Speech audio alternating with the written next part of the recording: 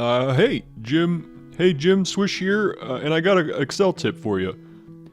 Do you have large data dumps that you're working with, and you're just scrolling through them like some kind of chump trying to select your data? Don't do that. Hold Control and press an arrow key in the direction you want to select, and look at that, boom. You're already at the last piece of data in your row or column.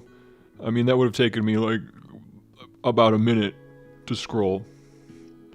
And hey, if you hold shift, check this out. You can select all of that real quick. You can select the whole row or column up to the empty in like no time. So use that extra time and, go grab yourself a Keurig. Yeah, that's all I wanted to tell you guys. Love ya.